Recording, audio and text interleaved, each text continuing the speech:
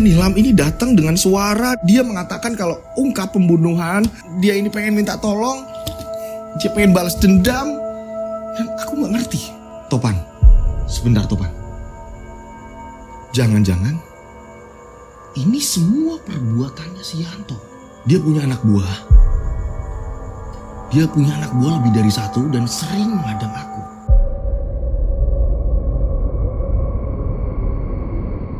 Assalamualaikum warahmatullahi wabarakatuh. Kembali lagi bersama saya Rian Agus Widodo. Apa kabar semuanya? Mudah-mudahan kalian dalam keadaan sehat walafiat. Itulah doa saya setiap hari ya. Ini karena kalau nggak sehat, ini kita nggak bisa ngelakuin apapun. Aktivitas apapun akan terganggu. Jadi kalau kita sehat, kita bisa melakukan aktivitas kita. Ini bisa selesai, sukses ya kan. Ini akan berdampak baik. Makanya buat teman-teman channel Rian Agus Widodo, semuanya ini harus jaga kesehatan segala macam. Ayo sembari absen juga nih. Dari namanya siapa, kotanya di mana, biar saya ini tambah kenal deket. Dengan begitu, siapa tahu nih, oh ini hari ini Mas Dodo libur nih. Oh sama tim nih mau ke tempat mana nih, ke kota mana nih. Bisa jumpa di kota-kota kalian gitu. Kemarin buat teman-teman yang ada di mana Mas? Lu tuh di Kledung Park itu daerah mana sih? Mana dah? Oh yang ada dari Temanggung. Pas kita pulang dari Temanggung kita bisa jumpa gitu kan ya. Ada beberapa teman yang akhirnya ketemu, Mas ketemuan di sini ya. Kita nanti makan-makan segala macam. Nanti cerita-cerita apa-apa segala macam seperti itulah. Jadi nambah jadi silaturahmi saudara. Jadi tambah kenal deket gitu teman-teman. Oke, terima kasih buat teman-teman yang udah stay dari part 1, part 2, part 3 ini part berapa Mas Lutfi? Ini ada di part 5-nya nih. Ada part 5 di mana ceritanya ini tentang judulnya. Nah inilah thumbnailnya. Balas dendam hantu calon pengantin. Masih cerita tentang Mbak Nilam nih gitu ya. Gimana? Dilanjut gak ceritanya? Mau saya cerita panjang lebar atau mau langsung pendek? Mbak Nilam udah ketemu pembunuhnya siapa? Langsung kayak gitu aja bagaimana? Kalau langsung kayak gitu berarti saya langsung pulang aja ya. Gitu. Canda teman-teman. Oke. Nah tak perlu lama-lama lagi, kita langsung saja menuju ke ceritanya. Ada di antara kita. Mereka ada di antara kita. Kita ada di antara mereka. Mereka ada di antara kita. Boom, boom, boom, boom. Di part 1, part 2, part 3, part 4. Nah sekarang ini di part 5 nih. Di part 5 di mana Randy, Topan dan gurunya Topan, ini dia berada di rumah gurunya Topan. Pada saat itu gurunya ini ngomong, sekarang gini aja Randy, kalau kamu pengen tahu pelakunya itu siapa nak, Bapak ada garam, nanti kamu taburkan di rumahnya Nilam dan rumahnya kamu. Iya Pak, tapi kok bisa kayak gini ya Pak? Kata Topan, ini ada kejanggalan Pak, dan pembunuhan ini direncanakan Pak. Nah maka dari itu Bapak sendiri gak mungkin ini mengatakan si A, si B, si C atau apa siapa pelakunya. Alangkah baiknya kamu bawa garam ini, taburkan di rumah Nilam dan di rumah kamu. Dan ingat pesan Bapak, jangan pernah meninggalkan ibadah. Iya Pak. Akhirnya Randy berpamitan. Singkat cerita, keesokan harinya ketika Randy ini sudah di rumah ya kan, dia ini udah mau berangkat kerja, dia menaburkan garam yang dari guru ngajinya si Topan. Sudah ditaburkan nih ya kan. Setelah ditaburkan selesai, barulah Randy ini mau berangkat kerja. Harusnya seperti itu urutannya. Tapi karena Randy dipesenin sama guru ngajinya si Topan, ini ditaburkan juga di rumah Nilam. Randy ini tidak langsung menuju ke kantornya, melainkan Randy ini ke tempat Nilam. Sesampainya di tempat Nilam, ibunya ini jualan tapi dalam keadaan lesu gitu ya. Karena kan keinget anaknya, dia kehilangan, dia ngerasa kayak kok kayak gini ya hidup ya. Randy ini ngomong sama ibu, Assalamualaikum Bu. Waalaikumsalam nak, gimana kabar kamu nak? Baik Bu, ibu gimana kabarnya? Ya kayak gini nak, ibu yang semangat Bu, Randy gak bakal lupain ibu. Bu, Randy mohon izin Bu. Izin apa toh nak? Boleh gak Bu kalau Randy ini ngomongnya di dalam rumah? Randy ngomong seperti itu sama ibunya Nilam. Setelah di dalam rumah, ini Randy ngomong, ini buat kita jaga-jaga aja Bu. Iya nak, gimana toh nak? Ini loh Bu, ada garam. Randy ini dari guru ngajinya Topan, temennya Randy Bu. Ini mau naburin di sekeliling rumah ibu. Gak apa-apa kan Bu? Iya gak apa-apa. Emang kenapa toh nak? Untuk jaga-jaga aja Bu. Karena dari guru ngajinya Topan, ini bilangnya gitu Bu. Oh ya wis nak, gak apa-apa. Ya wis dang. Akhirnya Randy karena udah diperbolehkan sama ibunya Nilam, ini Randy langsung muterin rumah nih sambil menaburkan garam. Setelah menaburkan garam selesai, ibunya bilang, Kue sarapan sih, ibu itu masak. Gak usah bu, Randy udah buru-buru. Ini Randy mau berangkat ke kantor, Randy bakalan sering kesini bu, jenguk ibu. Iyo, memang ibunya ini udah lemes banget karena kehilangan putri tercintanya yang menjadi teman sehari-harinya. Hanya satu orang itu, karena satu rumah ini kan isinya cuma ibu dan Nilam. Dan ketika Nilam meninggal, ibunya ini ngerasa kesepian kan. Oke, kita lanjut ceritanya. Saat itu juga setelah Randy berpamitan, Randy pun berangkat ke kantornya. Memang jauh jaraknya, Randy berangkat ke kantor. Saat Randy ini sedang ngurus kerjaan-kerjaan, tiba-tiba Randy melihat bapaknya ini kayak dia bolak-balik, dia kayak punya kepikiran apa, dia kayak ini gak tenang gitu kan. Nah, akhirnya Randy pun tanya, Pak, Bapak kenapa tuh Pak? Kok kayaknya Bapak ini kayak gak tenang kayak gitu Pak? Iya Le, Bapak ini khawatir sama keluarga kita. Bapak ini juga ingat kejadian-kejadian yang menimpa kamu dan Nilam. Kok ada orang sejahat itu Le? Dengan kematiannya Nilam, Bapak ini gak pingin ini semua berdampak ke keluarga kita Le. Iya sih Pak, tapi tenang Pak, Randy juga minta pertolongan sama teman Randy. Begitu juga dengan Bapak kan, ada Pak Rois. Iya Le, mudah-mudahan keluarga kita ini aman. Dan kamu jangan lupa, masih harus terus sering ke rumahnya ibunya Nilam. Kasihan, dia sendirian. Iya Pak. Singkat cerita, pada malam harinya Randy, ibunya Randy dan Pak Cipto ini sedang makan malam. Di rumah mereka ini udah sampai rumah. Tiba-tiba ada ketukan pintu. Assalamualaikum. Dek. Assalamualaikum. Siapa tuh Bu? Bentar Pak, ibu yang bukain. Akhirnya istrinya ini yang bukain. Dan ketika istrinya bukain, cekrek. Ini yang datang adalah Pak Eko. Kita sebut saja namanya Pak Eko. Pak Eko ini anak buahnya Pak Cipto. Pak Eko, Bu, Bapak ada gak Bu? Bapak lagi makan Pak. Ayo Pak, kita makan bareng. Gak usah Bu, saya buru-buru Bu. Loh, kok buru-buru toh? Ya udah silakan duduk. Saya panggilin Bapak dulu ya. Sampean tunggu di sini dulu. Nah, setelah itu, ya kan, istrinya Pak Cipto ini langsung manggil Pak Cipto. Pak, itu ada tamu. Ada Pak Eko datang. Eko? Tumben Eko datang. Bukannya di kantor tadi siang ketemu? Ngapain Eko datang? Gak tahu Pak. Itu ada Pak Eko. Nah, Randy pun juga bingung. Ada apa ini? Perusahaan ada apa nih? Karena Pak Eko ini juga orangnya Pak Cipto juga. Nah, sedangkan Randy sekarang ikut mengurus kantornya. Jadi ketika kantor ada apa-apa, Randy ini ingin ikut nih, ingin tahu. Jangan sampai gak dapat kabar tentang kemajuan dan kemunduran kantornya. Jangan sampai kenapa-napa terhadap kantornya. Karena Randy bakalan jadi cikal bakal penerus bapaknya. Oke? Nah, pada saat itu bapaknya Randy ini langsung menuju ke ruang tamu. Menemuilah Pak Eko. Ada apa toh kok? Gini Pak, saya ini mau ngasih tahu. Ngasih tahu kenapa? Ada apa? Randy pun datang juga nih. Ada apa toh Pak? Gini Pak, saya mau ngasih tahu Pak. Ngasih tahu apa kamu kok? Jadi orang-orang kepercayaan Bapak ini ada kabar duka Pak. Kabar duka gimana? Randy juga bingung. Kabar duka gimana Mas? Orang-orang kepercayaan Bapak ini kecelakaan dan semuanya meninggal Pak. Kecelakaan apa? Siapa yang meninggal? Ayo Pak, kalau Bapak pengen tahu, kita ke tempat kejadian Pak. Orang-orang kepercayaanku ini siapa lagi?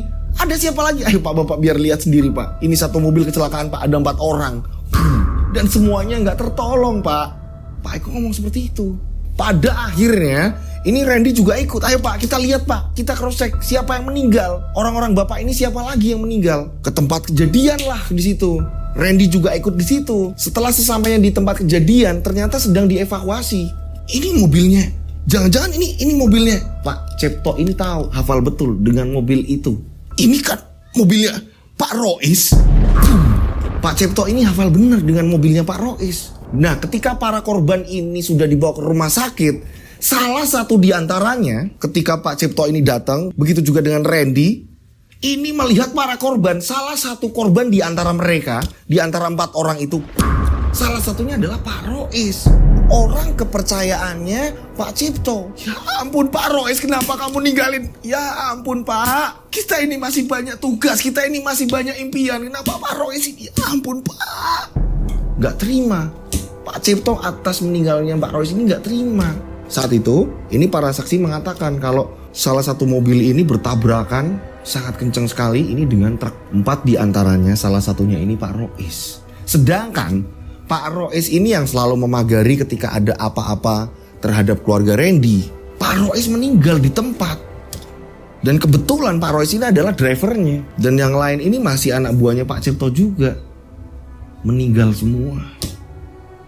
Randy sampai bingung. Ya ampun, kenapa seperti ini? Nah, di pemikiran Randy berpikir ini kenapa Yanto seperti ini?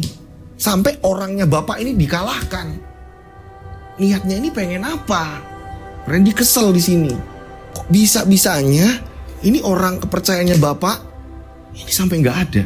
Sedangkan Pak Rois ini bisa dikatakan kayak yang biasa membentengi, memagari ketika ada apa-apa, selalu membantu. Ini malah tiada. Hingga pada akhirnya keesokan hari ini 4 jenazah dari anak buahnya Pak Cipto ini dimakamkan. Pak Cipto juga ngerasa sedih, minta maaf ke keluarga-keluarganya. Pak Cipto memberi santunan-santunan terhadap keluarganya. Pak Cipto kayak udah gak percaya diri lagi. Gimana mau percaya diri? Pak Rois ini yang selalu memberikan energi, support, ya kan, kemajuan usahanya segala macam. Nah, Pak Rois ini meninggal di kecelakaan itu. Ya udah, Pak Cipto pasti di sini kayak nggak percaya diri untuk memajukan usahanya. Ini harus gimana? Aku bingung, Ren. Kok kayak gini? Iya, Pak. Bener kan, Pak? Mereka ini kuat. Bapak nggak ngerti lagi, Ren. Harus berpikir gimana lagi? Nilam sudah hilang. Nilam sudah meninggal. Sekarang gantian Pak Rois. Orang yang sudah Bapak anggap ini kayak kakaknya Bapak, saudaranya Bapak, sekarang malah meninggal. Padahal Pak Rois ini yang selalu melindungi kita, selalu jagain kita kalau ada apa-apa. Gak dari perusahaan Bapak, gak dari teman-teman Bapak yang mau menghancurkan Bapak. Begitu juga dengan Nilam. Kok kayak gini, Yoli? Ternyata memang di antara 4 orang itu salah satunya ini adalah Pak Rois.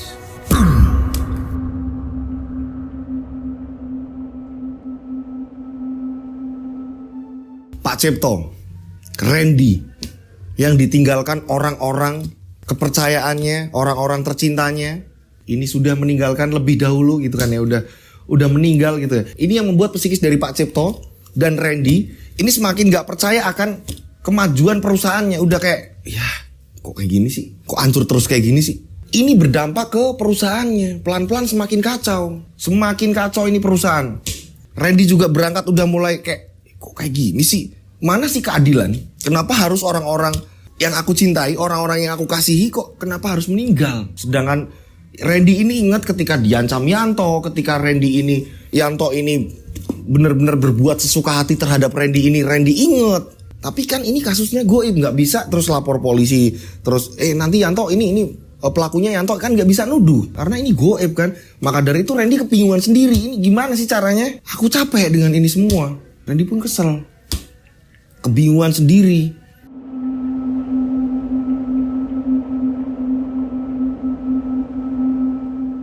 Beberapa hari kemudian ya kan, ini Randy datang ke tempatnya Topan, menceritakan semuanya ke Topan.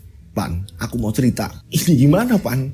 Kamu tahu kabarnya? Orang kepercayaannya bapakku yang udah anggap seperti kayak saudara, omku sendiri, Pak Rois, kamu ngerti kan? Orang yang ikut membantu ketika keluarga aku terjatuh, ada apa-apa segala macam, serangan dari manapun yang memang tidak terlihat oleh kasat mata segala macam. Ini beliau meninggal, Pan. Kemarin aku ditinggalkan Nilam, sekarang aku ditinggalkan Pak Rois, orang yang selalu membantu keluargaku, Pan. Aku nggak ngerti, Pan. Harus gimana lagi? Topan menjawab, sabar, aku ikut berduka cita.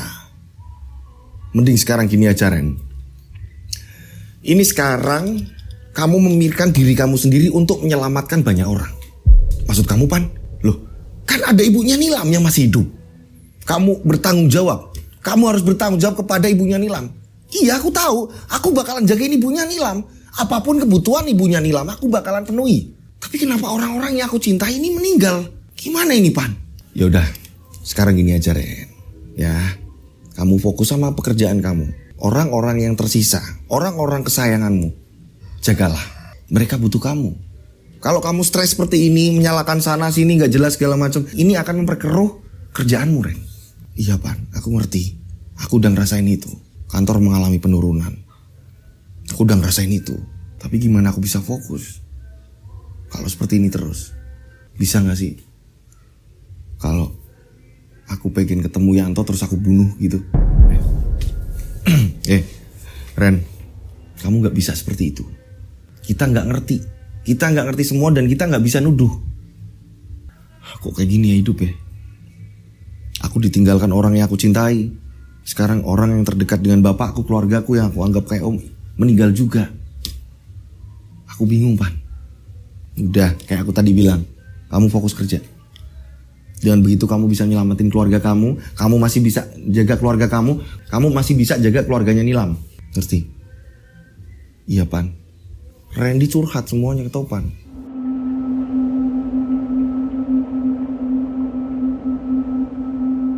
Berjalannya waktu ketika Randy ini mendapatkan semangat dari orang-orang terdekatnya, meyakinkan agar Randy ini fokus dengan pekerjaan, ini malah berbalik arah, malah nggak sepadan dengan apa yang support dari teman-temannya. Ini pekerjaannya, kondisi perusahaannya ini justru malah kacau. Perusahaannya Randy, perusahaannya Pak Cipto ini malah jadi kayak mulai ada banyak penurunan. Banyak kantor-kantor yang nggak jauh dari tempat situ, lokasi itu, ini mulai berdiri kantor-kantor baru. Kantornya ini hampir sama, perusahaannya ini hampir sama, pengelolaannya ini hampir sama, tambang, properti segala macam. Ini yang membuat kayak Randy ini tambah udah nggak percaya diri lagi, tambah kacau.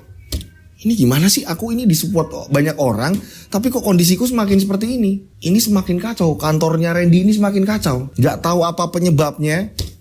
Ini yang jelas semakin kacau. Mau nuduh langsung ke keluarganya Yanto nggak mungkin, karena nggak ada bukti atau apa segala macem. Nggak cuma itu, banyak pemutusan kerjasama, banyak klien-klien yang mundur, sampai Randy ini bingung, kok seperti ini jadinya. Randy pun ngomong sama bapaknya, Pak ini kok kenapa seperti ini ya Pak? Bapak juga nggak ngerti Ren, Bapak bingung dengan kantor kita yang semakin sekarang ini semakin kacau. Banyak karyawan-karyawan yang juga udah mundur dari kantor kita Ren, parah ini, kantornya semakin parah, semakin drop. Coba saja saat itu ngubungin Mas Lutfi. Gitu ya Mas Lutfi. Mungkin akan tambah drop. Canda gitu ya. Canda teman-teman, biar gak sepaneng gitu kan ya. Kenapa di 45 ini jarang ada hantunya, teror atau apa segala macam. 45 ini penentu jawaban dari 41, 42, 43, 44. Nah inilah 45. Jawabannya dari semua part. Gitu. Tenang, tidak akan ada part lagi ya. Jadi kalian tetap fokus di 45 ini biar tahu ceritanya. Nah berjalannya waktu, ini kondisi perusahaannya Pak Cipto ini semakin kacau. Ini gak cuma perusahaan, tapi psikisnya Pak Cipto ini terganggu juga. Nah hingga pada suatu ketika, ini pada malam hari, ini Pak Cipto ini mau pulang. Saat mau pulang dari kantornya, nah kebetulan Randy juga belum pulang. Karena Randy ini suka begadang ketika ngerjain tugas-tugas lembur atau apa segala macam gitu kan. Nah Pak Cipto ini sampai garasi ini mau ambil mobil. Ini Pak Cipto mau membuka pintu mobil, tiba-tiba Pak Cipto kaget. Pintu dibuka, ini dalam mobil, ini baunya, ini wangian yang bener-bener nggak kayak biasanya. Justru malah aromanya ini kayak kemenyan, bau kemenyan. Pak Cipto bingung, kok mobilku bau kemenyan? Pak Cipto yang bingung, ini akhirnya menutup pintu, gerak. Pak Cipto kembali lagi masuk ke dalam. Nah pada saat itu Randy sedang ngetik, pulang bareng bapak aja yuk. Bentar lagi Pak, ini sebentar lagi selesai kok Pak. Tapi bapak aja duluan kalau emang bapak pengen cepet-cepet. Enggak bareng aja Bapak kayak perasaan gak enak Emang ada apa lagi Pak? Mobil bapak loh. Mobil bapak kenapa emang? Bapak buka pintu, ini di dalam mobil ini bau kemenyan Aneh kan? Udahlah Pak, itu cuma perasaan bapak. Perusahaan kita ini lagi kacau-kacaunya Pak. Kalau Randy ini sekarang pulang, ini tambah kacau. Besok lagi aja Besok lagi kamu lanjutin kerjaan-kerjaan tapi Pak, udahlah. Ayo, temenin bapak pulang. Ibumu juga udah masak di rumah, nungguin kita pulang. Ya udahlah Pak, bentar Pak, saya rapi-rapi dulu. Randy rapi-rapi nih, beres-beres. Nah setelah beres-beres, Randy ngambil jaket, tas segala macam. Akhirnya Randy ini masuk ke mobil. Dan ketika mereka ini masuk ke mobil, ini nggak yang namanya bau kemenyan tadi atau mau bau apa segala macam, ini nggak ada. Mana Pak? Nggak ada kok Pak. Nggak ada bau apa-apa kok. Bapak tadi mencium banget, aromanya ini menyengat banget. Enggak kok Pak. Enggak Pak. Berarti ini gimana Pak? Ya udah, kita jalan aja. Motormu taruh kantor. Besok pagi kamu berangkat sama bapak. Ya udahlah Pak, kita jalan. Akhirnya Randy ini yang nyetir ya kan. Ini jalannya. Nah setelah di pos satpam ya kan, Randy membuka jendela. Pak Arjo nitip motor. Oh iya Mas. Dia Pak, hati-hati Pak. Pak Arjo sebagai security ini kayak dipesenin agar menjaga motornya di situ ya kan. Memang Pak Arjo ini 24 jam di situ. Dia juga tinggalnya di situ. Dia orang perantauan gitu kan. Dan gak lama kemudian mereka pun melanjutkan perjalanan pulang. Mereka jalan nih. Nah, saat mereka jalan, tiba-tiba mobil ini berhenti. Randy bingung, Pak, ini mobil kenapa, Pak? Ini nggak diservis apa gimana? Enggak, perasaan bapak nyervis kok, kata Pak Cipto. Loh, ini kenapa Pak? Kok tiba-tiba berhenti kayak gini? Ya udah, kita cek dulu. Mereka udah di pinggir, akhirnya Randy ngecek sama bapaknya. Ketika dicek, semua ini sebenarnya ini mesin-mesin ini aman-aman aja. Randy sampai bingung, Pak. Ini perasaan aman-aman semua kok, Pak. Gak ada kerusakan apa-apa. Aneh aja ini, Pak. Iya ya, Ren. Ya udah Ren, gimana yo kalau kayak gini kita mau gimana, Ren? Ya udah Pak, Bapak tunggu sini, Randy cari bantuan. Biar yang mekanik biasa ngatasin mobil Bapak ini datang ke sini. Oh yowis Ren, kalau gitu Bapak tungguin sini. Nah, kamu mau cari siapa, Ren? Ya berhentiin orang lah, minta tolong. Randy bilang seperti itu sama bapaknya.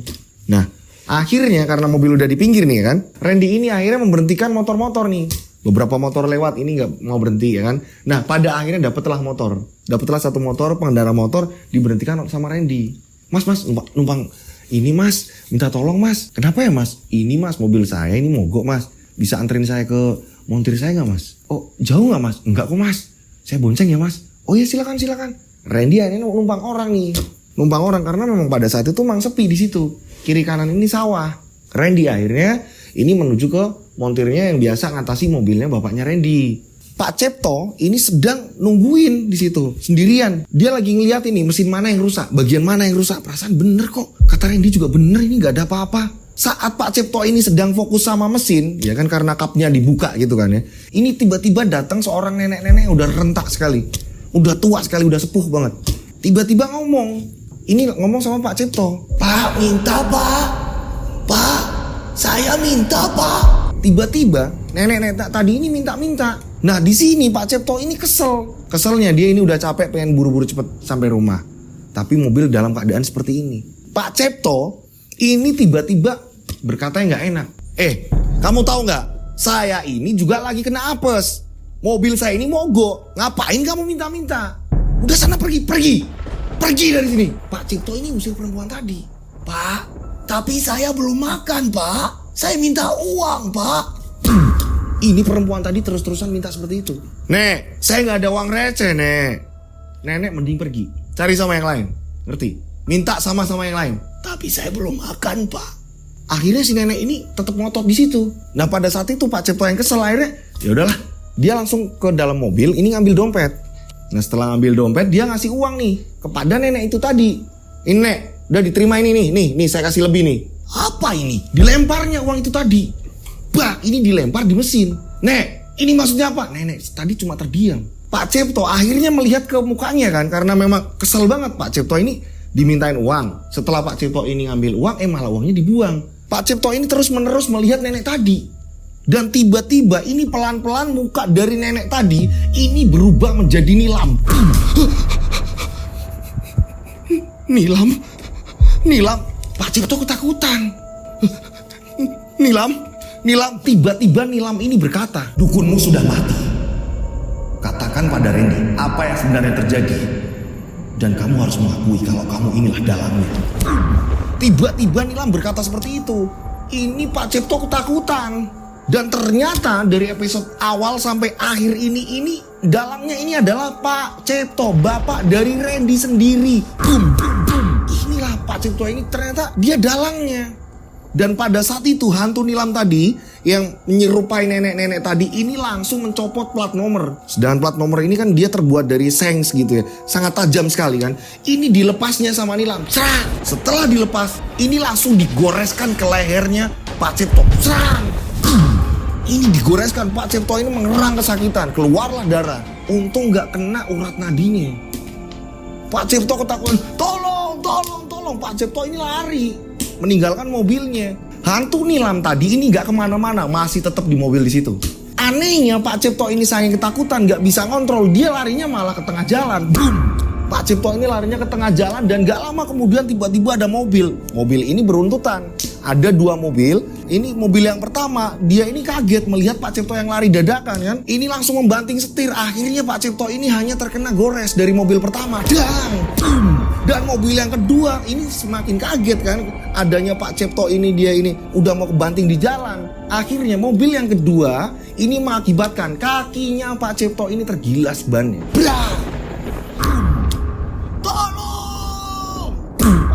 ini menerang kesakitan.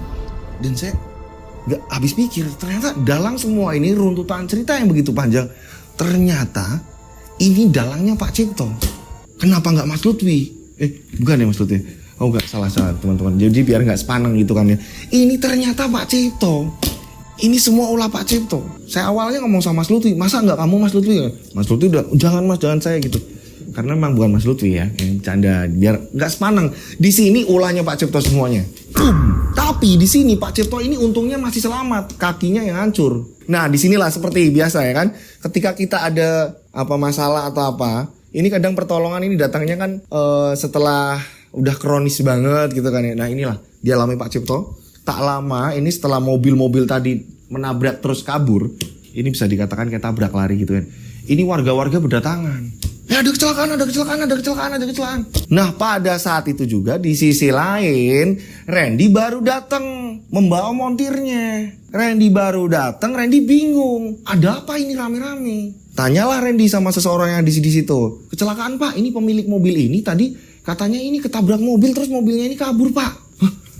Bapak? Akhirnya Randy menuju ke tempat di mana Pak Cipto sedang dikerumunin. Dan ketika Randy melihat Pak Cipto, Randy ini langsung lemes. Bapak kenapa bisa kayak gini? Kaki bapaknya ini udah kacau. Ini kalau kaki, ini dia ini kakinya ini lebih gimana ya? Ceritanya gimana Mas Lutfi? Jadi kayak hancur tapi kakinya ini lebih nggak posisinya, nggak pada posisinya. Ini patah. Dan tulang-tulangnya ini berasa remuk. Ini Randy bingung melihat, ya ampun kok bapak saya kayak gini. Nah pada saat itu mekaniknya ini ngomong sama Mas Randy, Mas ini mobil gak kenapa-napa kok. Ini saya jalanin aman kok. Randy kaget, mobil aman. Kenapa kok tadi mogok? Hingga pada akhirnya bapaknya langsung dibawa ke rumah sakit. Dan yang si penabraknya ini udah kabur. Nah keluarga datang, rekan-rekan kerja datang segala macam. Pada jenguk di situ. Dan dokter mengatakan, kalau sebentar lagi akan ada operasi karena ini kakinya ini harus diamputasi. Udah hancur, tulang-tulangnya ini udah hancur. Mau nggak mau ini harus dipotong. Nah akhirnya ini dibawalah, bapaknya Randy ini dibawa ke tempat ruang operasi. Keluarga tidak boleh ngikut, ya kan? Karena memang Randy di sini pokoknya apapun yang terjadi harus berikan yang terbaik untuk bapak saya. Randy bilang sama dokter. Setelah dibawa ke ruang operasi, ini bapaknya Randy, Pak Cipto, ini melihat alat-alat operasinya ini bener-bener ngeri banget. Ada gunting, alat-alat potong, alat-alat operasi yang membuat bapaknya Randy ini ketakutan. Padahal udah sempat disuntik untuk agar biar dia ini ketiduran gitu kan, tertidur baru dia adakan operasi gitu kan ya. Tapi bapaknya Randy ini gak mempan, udah disuntik tapi dia bisa melihat situasi ruang operasi yang begitu mengerikan. Dan perawat-perawat yang memang di situ mau melakukan operasi, ya kan, ini menunggu dokternya. Mereka sedang mempersiapkan alat-alat semuanya. Di sini bapaknya Randy ngomong, tolong bius saya biar saya ini nggak kerasa operasinya ini, biar nggak kerasa, tolong. Bapaknya Randy ketakutan. Dan gak lama kemudian bapaknya Randy, ya kan, Pak Cipto ini yang ada di rolling bed. Kebetulan rolling bednya ini belum langsung di posisi bapaknya Randy ini tidur gitu ya, di posisi dia ini sejajar gitu ya. Dia ini masih sebagian ini duduk. Tiba-tiba dari arah lurusnya, tiba-tiba dokter datang. Dan ternyata dokter yang datang dokter perempuan. Dan saat itu juga dokter itu melepas maskernya. Serah. Kagetlah bapaknya Randy. Kagetnya kenapa? Ini yang datang Nilam. Nilam. Nah, apa yang akan kamu lakukan? Tiba-tiba Nilam ini mengambil 2 gunting besar. Serah. Kamu harus merasakan akibatnya. Karena kamulah dalang dari semua ini. Tiba-tiba Nilam ini menghujamkan 2 gunting besar ke perut Pak Cipto. Tolong. Boom. Ini diajar Nilam habis-habisan. Tolong. Keluar banyak darah. Dan wah, boom. Ternyata Pak Cipto ini mimpi. Masih di ruangannya belum dibawa ke ruang operasi. Bu, aku gak mau Bu, aku gak mau dioperasi. Udah mending kayak gini aja Bu, udah kayak gini aja Bu. Pak Cipto terus-terusan seperti itu. Bapak kenapa Pak? Aku kayak gini, aku bingung. Kenapa seperti ini semua jadinya seperti ini, aku bingung. Pak Cipto ketakutan. Nah pada saat itu istrinya Pak Cipto ini mengatakan, udah Pak, mending dioperasi Pak, ini demi kebaikan Bapak. Udah Bu, aku gak mau Bu, gak usah operasi-operasian. Aku gak mau Bu, biarkan seperti ini, biarkan seperti ini. Randy bingung, ini Bapak kenapa kok seperti ini? Nah dokter menyarankan, Pak, kalau Bapak seperti ini terus, ini serpihan tulang, ini akan menusuk ke daging yang mengakibatkan nanti akan ada pembusukan di kaki Pak. Biarkan, mau kakiku membusuk atau apa, enggak, enggak, biarin, aku gak mau dioperasi. Di sini Pak Cipto benar-benar gak mau dioperasi. Dan pada akhirnya Pak Cipto ini menangis. Dokter ini sudah membujuk, istri sudah membujuk, Randy sudah membujuk segala macam. Di sini Pak Cipto menangis. Nah, maafin Bapak, Bu, maafin Bapak. Ini semua kesalahan Bapak. Pak Cipto mengakui. Nah, maafin Bapak nah. Selama ini memang ini salah Bapak. Bapak sengaja menumbalkan Nilam. Bapak sengaja membuat Nilam celaka. Dan ini semua ulah Bapak nak. Maafin Bapak. Randy kaget. Maksud Bapak apa? Kenapa selama ini Bapak ini pura-pura mensupport Randy agar nikah sama Nilam, tapi ternyata kayak gini. Maksud Bapak itu apa? Iya nak, karena Bapak ini tahu nak, Nilam dari keluarga tidak mampu dan Bapak ini gak ingin kamu ke depannya ini hancur. Pak, berarti selama ini Bapak ini pura-pura. Nah, maafin Bapak, ini semua kesalahan Bapak. Ternyata Pak Cipto menumbalkan Nilam. Dan Pak Cipto sendiri mengatakan, iya nak, selama ini perusahaan kita berkembang karena Bapak ini melakukan lakon pesugihan nak.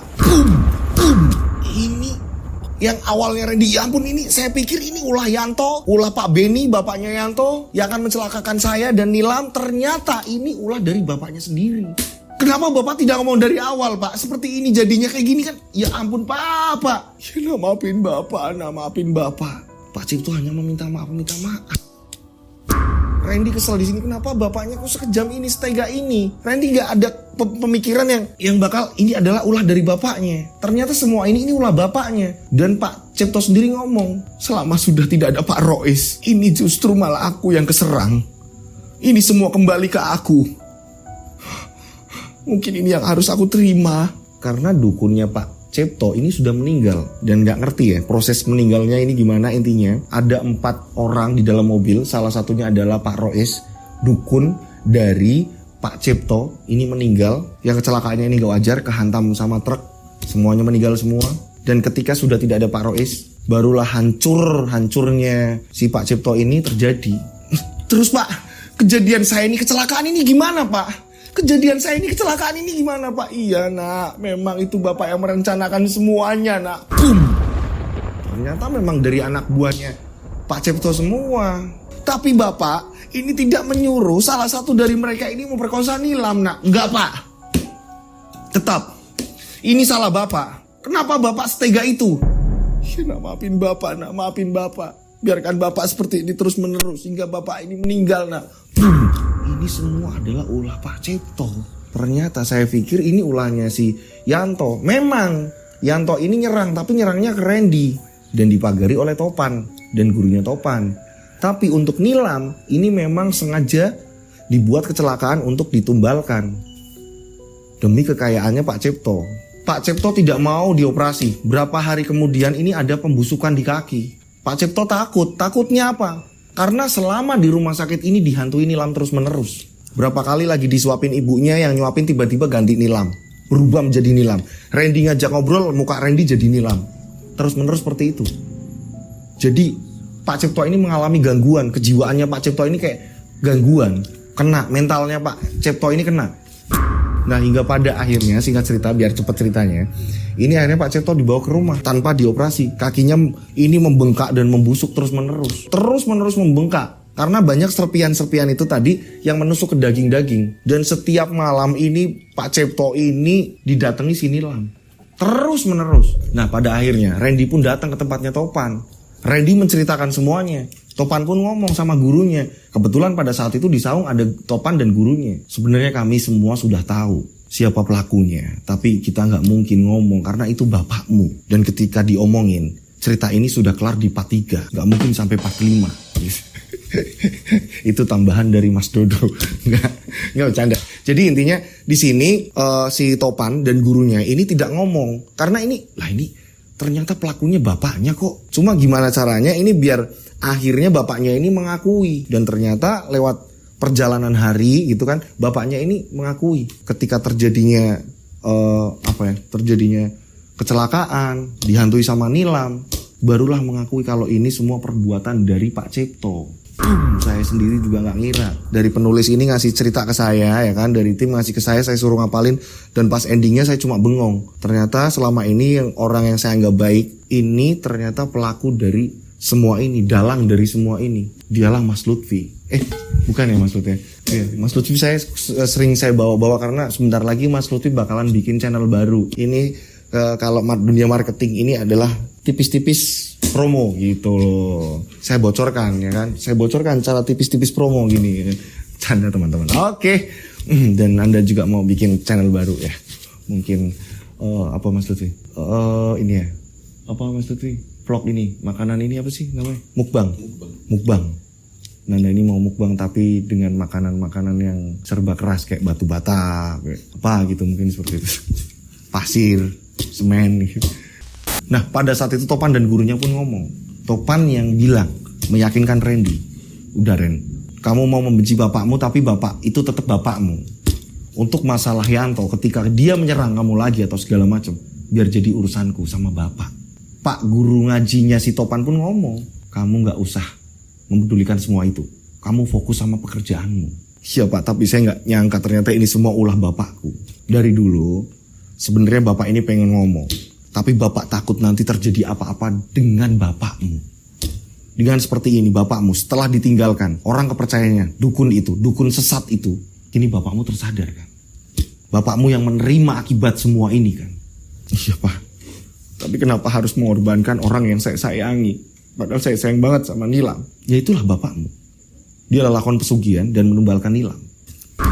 Nah ternyata memang seperti itu ceritanya. Bukan Yanto dan Pak Beni. Pak Yanto dan Pak Beni ini perang sendiri dengan Topan sebenarnya. Dihalangi Topan terus. Di sini Yanto nggak ngerti kalau itu adalah penghalang justru malah dari Topan dan gurunya. Yanto pikir itu adalah serangan dari bapaknya si Randy gitu kan ya, kayak nahan kekebalan atau apa, dia ngirim serangan atau apa. Si Yanto pikir ini dari bapaknya Randy dan dukunnya. Ini enggak.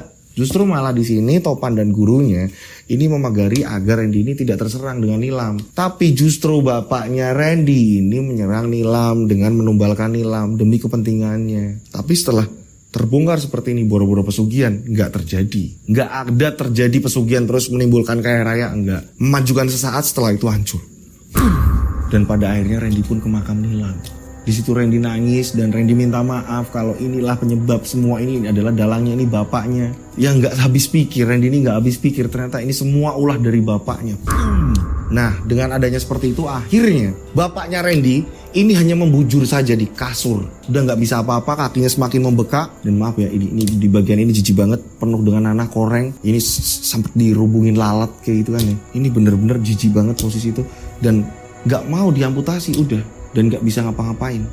Inilah bapaknya si Randy, hanya membujur kaku seperti itu. Dan Randy ini kayak udah males ngomong udah. Yang mau ngurusin hanya istrinya. Dan Randy sendiri akhirnya yang memegang perusahaan dari bapaknya. Dan hasil dari perusahaan bapaknya ini, dari jalan yang halal, ini memberikan kehidupan buat ibunya Nilam. Ibunya Nilam ini dibukakan warung. Randy berjanji akan menjaga ibunya Nilam. Randy gak akan meninggalkan ibunya Nilam. Inilah Randy. Ibu jangan takut, ibu bakalan Randy temani sampai kapanpun. Dan Randy sudah pernah berjanji sama Nilam tidak akan pernah menikah lagi. Hingga cerita ini dikirimkan, Mas Randy tidak menikah lagi. Keren Mas Randy. Keren gak Mas Lutfi? Dan berjalannya waktu akhirnya Pak Cipto meninggal dunia. Dengan kondisi yang sangat parah. Nah itulah kisahnya. Dimana part 5 ini adalah penutup dari part 1, part 2, part 3, part 4, part 5. Ini Randy akhirnya sekarang ini terus menjaga ibunya Nilam, terus menerus datang ke makamnya Nilam. Yang saya gak habis pikir kenapa Mas Randy segitu cintanya ya. Dia memutuskan untuk tidak menikah lagi. Wah betapa besarnya cintanya sama Nilam. Sampai cerita ini dikirimkan. Nah di sisi lain ini Yanto dan bapaknya ini memang nyerangnya ini ya nyerang si Randy gitu kan, nyerang si Randy. Tapi memang dipagari Topan dan gurunya. Hingga pada akhirnya ilmu Yanto dan Pak Beni ini memang udah gak mempan. Karena memang Topan dan gurunya ini memagari gitu. Jadi memang nggak nyangka ternyata ini semua perbuatan dari bapaknya si Randy. Gitu teman-teman. Itulah akhir ceritanya. Dan terima kasih buat pengirim cerita ini yang panjang lebar, udah ngirim cerita panjang banget sampai kita bikin part sampai 5. Sebenarnya bisa aja dari part 1 kita tayangin sampai selesai. Tapi yang ada saya justru malah nanti ceritanya ini sambil diinfus kayak gini gitu kan ya. Karena kan panjang banget gitu kan ya. Ini akhirnya sampai dibagi 5 part gitu. Dan di sini banyak edukasi. Ada beberapa bagian-bagian yang pasti kalian bertanyakan, Mas, nah ini nasibnya ini gimana, nasibnya ini? Ini nggak diceritain dari pengirimnya, hanya cerita seperti ini. Ya, tidak ada lebih dari ini. Ketika saya tanya pun dari pengirim nggak mau cerita lebih panjang lebar, enggak. Jadi ya inilah ceritanya seperti ini. Ada edukasi banyak di sini, cerita di sini. Yang baik diambil, yang buruk dibuang. Ternyata orang yang terdekat dari kita ini belum tentu dia ini orang yang paling hebatnya kita. Bener gak Mas Lutfi? Bener Pak. Belum tentu orang yang terdekat kita adalah penjaga kita. Belum tentu orang yang dekat dengan kita, sayang sama kita, hatinya untuk kita. Enggak, belum tentu. Gitu. Jadi selama masih hidup, selama kita ini berjuang segala macam, kita perlu yang namanya waspada. Gitu ya. Oke. Ketika seseorang dia ngomong, "Ya aku bakal jagain kamu selamanya bla bla bla bla," belum tentu. Ya. Karena yang terjadi sebenarnya bukan itu gitu. Yang terjadi sebenarnya adalah siapa yang paling dekatnya, siapa yang paling ada setiap dia butuh segala macam, dia terjatuh, dia ada, itulah dia gitu ya. Jadi jangan sampai kita percaya sama seseorang ketika seseorang itu memberikan sesuatu hal yang lebih gitu. Jadi tetap harus waspada ketemu siapapun ya. Oke lah, itu ceritanya kiriman dari subscriber yang memang panjang lebar. Mudah-mudahan di kemudian hari tidak ada cerita yang seperti ini lagi. Semuanya yang di rumah, yang punya pasangan, yang lagi pacaran atau apa, disegerakan menikah gitu. Amin ya Mas Lutfi, amin. Dan mohon maaf kalau ada cerita-cerita saya yang ini ada kekurangan dalam bercerita, ada yang salah atau segala macam, mohon dimaklumi ya. Karena banyak cerita panjang banget, banyak cerita-cerita yang saya bacakan gitu. Nah Mas, cerita saya kok belum dibacain sih Mas Dodo, ini gimana sih? Saya lempar pakai kursi loh Mas, ini cerita saya gimana sih Mas? Kan pada seperti itu. Nah ya sabar, ngapunten nih, atus niki loh. Kan ceritanya ini banyak sekali ya yang masuk gitu kan ya, puluhan ribu. Nah ini yang menentukan dari tim. Mas, terus cerita saya ini kapan dibacakan Mas Dodo? Wow, aku ngirim udah dari tahun 45 sebelum kemerdekaan loh Mas Dodo. Enggak, canda teman-teman. Jadi gini loh teman-teman, ini harus cross check lagi di mana ceritanya ini udah bener belum. Nah caranya ngirim cerita gimana? Coba nih lihat layar ke kiri ya, oke. Nah di sini ada layar, nah kalian bisa lihat ini ada WhatsApp ya. Nah di sini kalian cerita ini nama kalian, tokohnya siapa, namanya, kalau mau disamarin, kirim per paragraf atau per kalimat.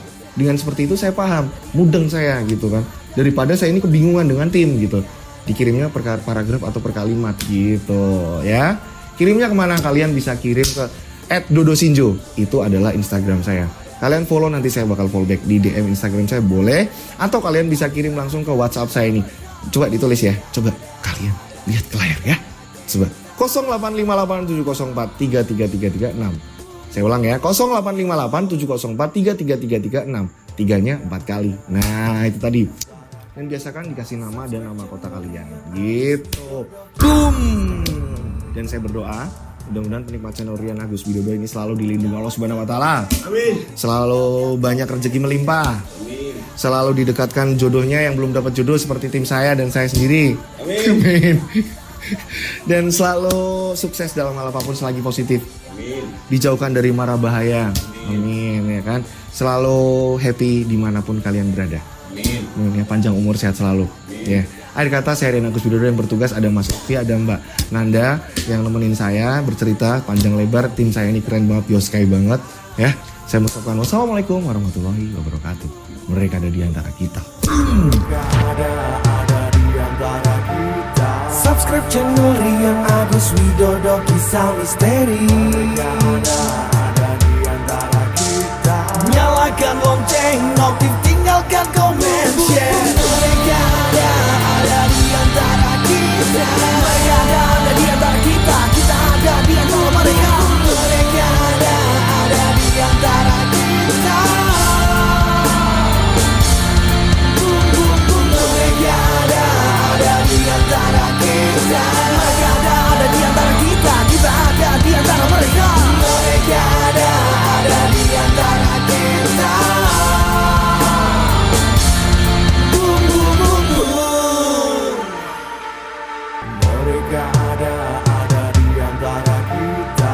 subscribe channel Rian Agus Widodo Kisah Misteri. Mereka ada di antara kita. Nyalakan lonceng